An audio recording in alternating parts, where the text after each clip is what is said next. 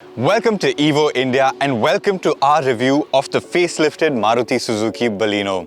SUVs may be all the rage right now, but hatchbacks are still incredibly popular, making a huge chunk of the Indian market. In the hatchbacks, the premium hatchback segment actually makes the most numbers, and within that, the Maruti Suzuki Baleno is the best seller. So this is an incredibly popular car. For 2022, it gets a number of updates. You've got differentiated styling, you've got more features, you've got updated interiors, you've also got a new transmission option with the AMT. What is this car like to drive? What's new about it? Let's dig a little deeper and find out.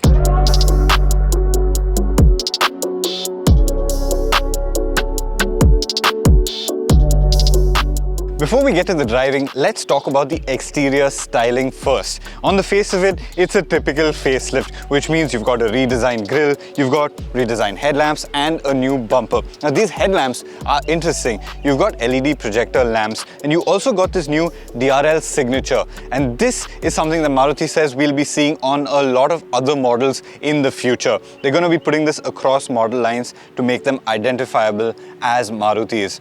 Otherwise, the face of it, it looks nice, it's fresh for 2022, it's nothing radical, but it is a nice change. On the side though, not too much has changed. The only real difference is to the wheels. You've got these 16-inch alloy wheels over here.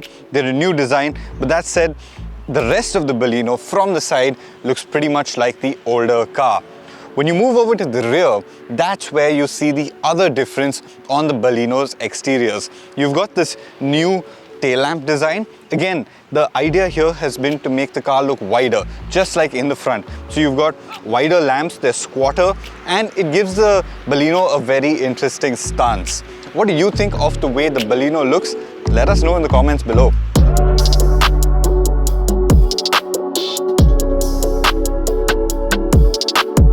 Okay, let's talk about the interiors because there are a number of changes to the interiors of the Baleno. The first one that you will notice is this new steering wheel. This steering wheel is straight out of the Swift and I think it fits really nicely into the Baleno's layout. Behind that, you've got your analog dials, you've got a tachometer, you've got a speedometer, and you've got an MID in the middle. What's interesting about the Baleno, one of the big talking points on the interiors is that's a head-up display, and that's new for 2022. Now this is a typical head-up display which rises out of the dash. You've got this plastic panel which is transparent that rises out of the dash, and you see a projection onto it.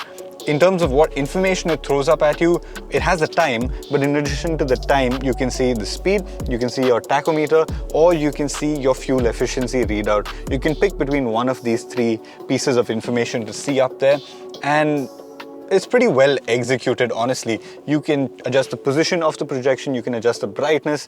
So yeah, it's a nicely done unit from Maruti Suzuki. The question is, do you really need a head-up display in a car? Well, honestly, you have the added advantage of not taking your eyes off the road for information like your speed or your fuel efficiency, which is great. But more than that, I think it's more a novelty. I think people buying cars in this segment want cool features. That's what Maruti is trying to appeal to with the head-up display.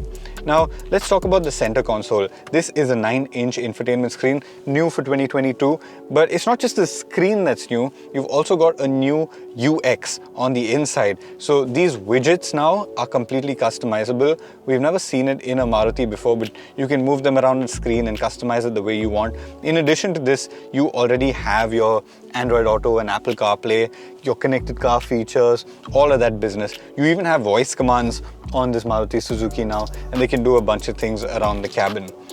What's interesting for 2022 is the addition of a 360-degree camera. You press this button here and you can see that it throws up a 360-degree camera. Again, the question here is, do you really need one for a car that has such a small footprint? And I think the answer is the same. I think Maruti is trying to appeal to a buyer who wants cool tech in his car, who wants features that have only been seen in more expensive, more premium cars. And in that sense, it does the job, you know. It works as a 360-degree camera. You can tell what's happening around the car. It's not as seamless as some of the other camera systems out there, but it does the job. Now below that, you've got your AC controls, you've got your cup holders, you've got a USB slot. No USB Type-Cs yet in the Baleno. That's something that's worth noting. And otherwise, the rest of the cabin remains pretty much the same. You've got this dual-tone blue and black theme running around on the cabin, and the whole cabin feels very well executed. I really like this cabin compared to the older Baleno.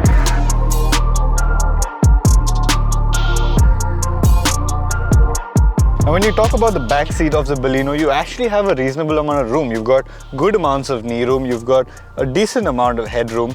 So this is a spacious place for passengers. However, I do have a few complaints. A, you don't get an armrest in the back seat. You also don't get a headrest for center passengers, and you only get a lap belt for center passengers. That aside, it's a decent place to be. You get air vents over here for the rear passengers, and you can control the airflow. However, these don't feel very high quality, and they're actually the only letdown in terms of quality throughout the entire cabin. Below that, you've got two USB chargers. One is a USB-A, one is a USB Type-C, and this makes it a functional back seat. You can actually sit here for long distances as an adult with no complaints.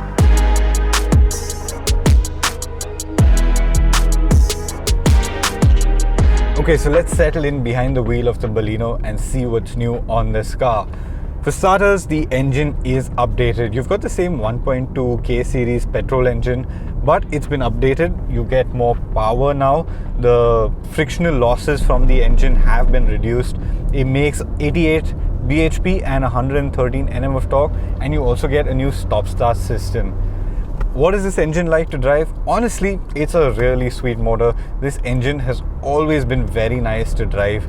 It's a typical naturally aspirated engine. The power delivery is very linear, it's very smooth, it's a 4-cylinder, it's very refined, and it's a very easy engine to drive. In terms of the way it makes its power, a lot of it is concentrated in the mid to top end. That's typical of these naturally aspirated engine. It doesn't have a turbocharger, so it doesn't suddenly pick up at 1700 RPM or 2000 RPM and fire away to the red line. It's more linear, it's more gradual, but also very satisfying. It's a motor that likes to rev, and it's a motor that you will enjoy revving out. So if you downshift and pick up the pace, it sounds nice and it gets a move on. It's a very nice engine to ring out. It's a typical Maruti engine. It's refined, it's smooth, it's quick, it does all of those things, and it's very easy to drive. The manual gearbox shifts are very light, the clutch is very light, so driving it in the city will never be a problem. It's really easy to get a hang of and get used to. Now, the big change on the Baleno for 2022 is the fact that it does not get a CVT anymore, but instead you get an AMT. And that will seem like a downgrade because, I mean, CVT technology is a little better than AMT technology. AMTs have in the past felt very crude, very basic, and it's not something you'd expect in a premium hatchback like the Baleno. But Maruti's gone and done it. I drove the automatic earlier, not this car, another car, and I must say, I came away pretty impressed. The AMT system has constantly been refined by Maruti, and every time we drive it, it seems to get better. When we drove it in the new Alto, it felt much nicer, and now you're driving it in the Baleno, it feels really good as well. The way that it works is very interesting. When you need acceleration, you get on the gas, it'll actually blip the throttle and give you a downshift, and that makes it very smooth and very quick. The downshifts have been very well calibrated. The upshifts, it's still got a little bit of that head toss effect, so it's not completely free of that, but it's much better than before. The AMT in the Baleno is genuinely an improvement over previous AMTs that we've seen, and that makes it so much nicer to drive. It's been calibrated to deal with low speeds, with city speeds well. So when you're driving it easy, not pushing it too hard, it actually does a good job of dealing with our roads, of dealing with our traffic conditions, and of giving you the driving experience that you'd expect of an automatic. It's not as crude as they used to be. The AMTs used to be so crude. You had to wait for hours to get a shift. You had to deal with terrible head toss. But all of that has been sorted out, ironed out with these new AMTs, and it's actually quite impressive. It's not a proper automatic. It doesn't have the same refinement as a torque converter would. It never will. That's just the nature of the technology. But apart from that, as an AMT, it's a very well executed AMT. With the AMT, you can also take manual control when you want to. You pull back for an upshift, you push forward for a downshift, and it feels nice and sporty. The gearbox does take a little bit of time to respond to you in manual mode, but it's pretty well executed, and like I said, it does the job. What about the rest of the Baleno? Another thing that they've really improved is the ride. The earlier Baleno felt very crashy over bumps. You could really hear the suspension through the chassis. You could really hear it when it went over bumps that were harsh. But now it's much better isolated. There are a few bumps on this road that are really bad, a few rumbler strips, and most cars get rattled silly with them, but the Baleno has been dealing with them incredibly well. You can just glide over them, you don't have to slow down too much, it absorbs everything. Check this out. It absorbs everything so well. You don't have to take it easy in the Baleno anymore. That crashiness, that suspension noise has all been dealt with. It's a much more refined driving experience than before. It's a much more polished driving experience. Driving over Indian roads is always going to be mind-numbing because of how bad the roads are, but the Baleno actually does a very good job of dealing with it. The ride quality is good. The low-speed ride in particular is very impressive. The way it filters out these smaller bumps in the road, the smaller granular bumps, it's really, really effective. And that's not to say it's floaty. You pick up speed. I'm doing 80 kilometers an hour right now, and it's completely flat.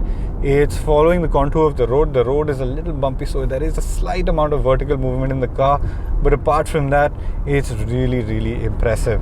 The handling too. Earlier, the Baleno used to not have that proper self-centering of the steering wheel. It now does. The handling feels very nice. It feels direct, it feels planted, it feels closer to the Swift than it ever has before. Earlier, the Baleno didn't feel as dynamically competent as the Swift, but now with these improvements to the chassis, with the improvements to the steering, it's all coming together much better, making the Baleno a genuine car that you can enjoy driving. And then of course the Baleno gets these features like the head-up display. So you get that up there, and it makes the driving experience a little more differentiated, I would say, from other cars in this segment, because nothing else really gets an HUD in this segment. And the sort of information it throws up is relevant information. It's telling you your speed, it's telling you your tachometer, so you can see where the red line is, you can see what revs you're at. You can throw up your fuel economy on there, and that's great. With the way fuel prices are these days, that's something you always want to keep in mind. So the head-up display is actually a well-executed unit. It's not in your face. You can stow it away if you want to. If you don't want to look at it when you're driving, you can just hold the HUD button over here and it will store the HUD away. But even if it's up, it's not distracting in any way. The colors are simple, the graphics are simple, it isn't overloaded with information, and you can drive along like you would on a regular day without getting bothered by it. Overall, this Baleno feels like a little more than a facelift. Usually a facelift just implies that the styling has been changed and nothing else, nothing about the driving experience would have improved. But with this, things have improved. So you've got more power, you've got a completely different gearbox, and despite the fact that it's not exactly the kind of gearbox you would expect in this segment, it does a good job of being an automatic.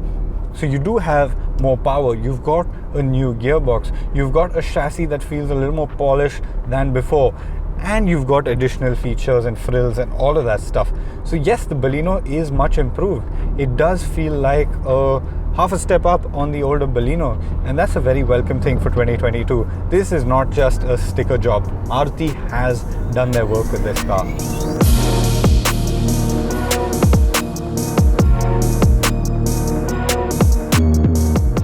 The Baleno, it was starting to show its age. Its rivals like the Tata Altroz, the Hyundai i20 seemed a lot more fresh, and the older car had a really tough fight on its hands. But these updates makes that fight a lot easier. It's well priced as well. The starting price of the Baleno is rupees 6.35 lakhs. The top of the line manual, this very car, costs rupees 9 lakh rupees, and the AMT top of the line costs rupees 9.5 lakh rupees. And the strengths of the Baleno have always remained. It's extremely reliable. You've got Maruti's network and service. It's pretty quick, and it's very comfortable. All of that combined make the Baleno a very good package, especially when you factor in everything that's gone on inside the cabin to keep it fresh. If you are looking for a car in the premium hatchback space, this should definitely be a car that's on your shortlist. Well, thank you for watching Evo India. I'm Atish Mishra signing off. Before you leave, don't forget to like this video if you liked it. Leave a comment down below. What do you think of the new Maruti Suzuki Baleno? Do you think Maruti has done enough to keep it fresh? And of course, as always, please do subscribe.